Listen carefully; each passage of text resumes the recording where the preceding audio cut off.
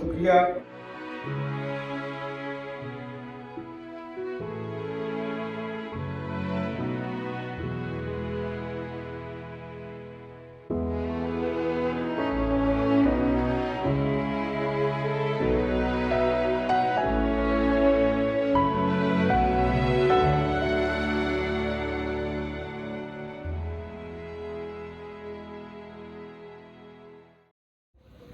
بہت شکریہ. میں کچھ تاثراتی بات چیت کروں گا اور وہ میں شروع کروں گا صاحب کتاب کے نام سے. کامریڈ اسلم گرداسپوری. گرداسپور کو نام سن کر ایسے کلیجے میں ایک تیر چبھتا ہے کیونکہ میرا تعلق وادی کشمیر سے ہے اور وادی کشمیر ہمارے مقبوضہ ہونے کا ایک ہی کارن ہے کہ گرداسپور ہمارے ہاتھ سے نکل گیا. مگر سچ شکر کہ اسلم گرداسپوری ہمارے ہاتھ میں. تو دوسرا یہ کہ کامریڈ،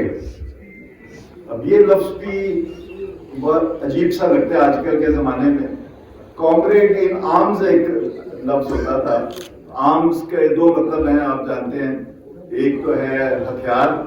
اور ایک ہے باہیں. تو ہمارے لیے تو یہ کامریڈ ان آرمز بھی تھے اور کامریڈ ان آرمز بھی تھے جس دور میں ہم نے ان کو دیکھا ہے. تو بہت خوشی ہوئی ہے آج ان کو ایک اس کتاب کے ذریعے اپنے فکر اور اپنا جو تجربہ ہے اور اپنا تجزیہ ہم سے شیئر کرتے ہوئے. اچھا، اس کے بعد یہ جو اپنا ہمارے بھٹی صاحب نے بھی اور ویلی صاحب نے بھی ذکر کیا سول سوسائٹی کا، تو میرا خیال ہے کہ سول سوسائٹی کی جو ڈیفینیشن انہوں نے دی ہے وہ ایکچولی وہ ان سول سوسائٹی ہے آج کل کی انگریزی میں. وہ لوگ ہیں جو یہ، کیونکہ سول کا مطلب ہے مہذب، تہذیب یافتہ، بہت ادب آداب اور ماننے والے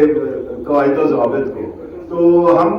ہم سارے لوگ جو یہاں پر ہیں وہ اتنے سول نہیں ہیں، اتنے تہذیب یافتہ نہیں ہے، کیونکہ ہم نے انکار کیا ہے جو بھی ایک اسٹیٹس کو ہے، جو بھی ایک نظام ہے، اس کو ہم نے چیلنج کیا ہے. اور اگر اس نظام کو چیلنج کرنے والی اگر کوئی شخصیتیں ہوں تو ان کو ہم آپس میں کم از کم کہہ سکتے ہیں کہ we are the in civil society. تو اور اس کی انہوں نے پھر گرداسپوری صاحب نے اس کی جو جوڑا ہے اس کو تو یونان تک سے جوڑا ہے. اور ٹھیک ہے، وہ ہمارے چاہے وہ سقراط ہو یا چاہے وہ ذوالفقار علی بھٹو ہو، زہر کا پیالہ پینے والے جو ہیں، وہ اس کی لمبی فہرست ہے جس کا ہمیں ایک سلسلہ ہے اور جس پہ ہمیں فخر ہے. اس کے بعد بات آتی ہے ایک پیپلز انٹلیکچوئل. تو یہ جو پیپلز انٹلیکچوئل کیا چیز ہوتی ہے؟ ویسے تو لگتا ہے کہ یہ کچھ اختلاف ہے، یہ متضاد بات ہے کہ جو جس طرح ہمیں بتایا گیا کہ دانشور کون ہوتا ہے، وہ کس طبقے سے ہوتا ہے، وہ کس طرح کی گفتگو کرتا ہے، تو اس کے ساتھ آپ پیپل یا پبلک بھی لگا لیں تو وہ لگتا ہے کہ متضاد ہے کہ پیپلز جو ایکٹیوسٹ ہوگا وہ تو نعرہ لگائے گا، وہ تو ہلہ بولے گا اور وہ انکار کرے گا. لیکن وہ جو جلسے جلوس والا انکار ہے وہ اس کے لیے تو وہ ٹرم موجود ہے، لیکن جو فکری انکار کرنے والا ہے اور جو ایک فکری ایک سامراجیت ہے اس کو انکار کرنے والا جو ہے، یہ ایک ہے، یعنی ڈائلیکٹکس کہہ لیں، متضاد کا اکٹھا ہونا ہے کہ you are people's person as well as an intellectual. تو یہ جو پیپلز انٹلیکچوئل کی ٹرم ہے یہ میرا خیال ہے کہ اب ہمارے ہاں بہت کم ملتی ہے. ہمارے ہاں انٹلیکچوئل ہیں، ہمارے ہاں ٹیلی ویژن انٹلیکچوئل ہیں، ہمارے ہاں میڈیا انٹلیکچوئل ہیں، ہمارے ہاں میں بھی آج کل جو سوشل میڈیا کا دور ہے تو ٹک ٹاک انٹلیکچوئل بھی ہو سکتے ہیں. لیکن پیپلز انٹلیکچوئل کے جو تصور کو دوبارہ سامنے لانا میں سمجھتا ہوں کہ یہ ایک بہت اہم بات ہے جو اس کتاب کے ذریعے ہمیں ملتی ہے. اچھا، اب یہ کتاب جو ہے یہ मतलब एक इंटेलेक्चुअल भी है, किताब तो इंटेलेक्चुअल ही लिखेगा, पढ़ा लिखा बंदा लिखेगा, और साथ असलम गुरदासपुरी जो है उसको महज दानिश्वर कहना जो है वो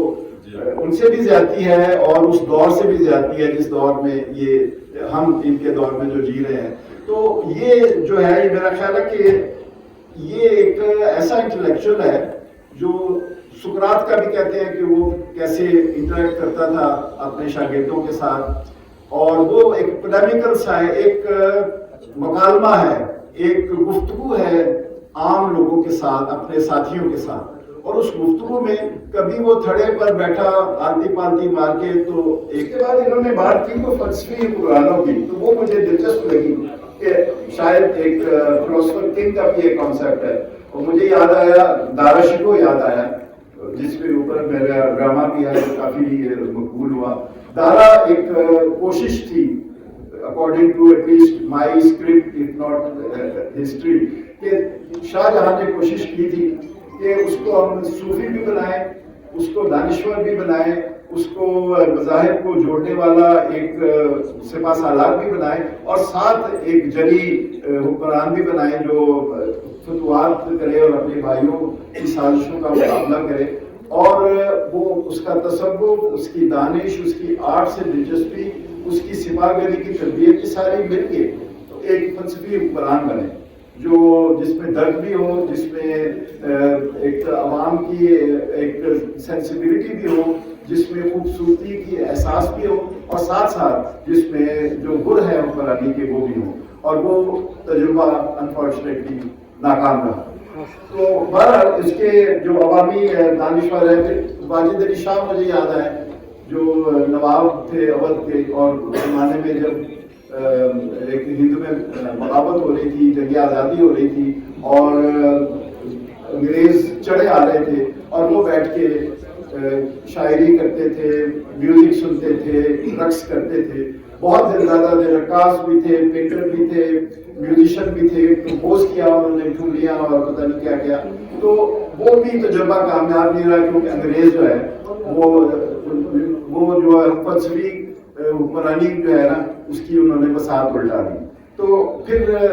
ये भी मुझे याद आया कि हिटलर भी एक बहुत अच्छा पेंटर था, जो प्रेसिडेंट बुश है वो भी एक पेंटर थे, वाजपेयी बहुत अच्छे शायर थे, और ये जो यूक्रेन का एक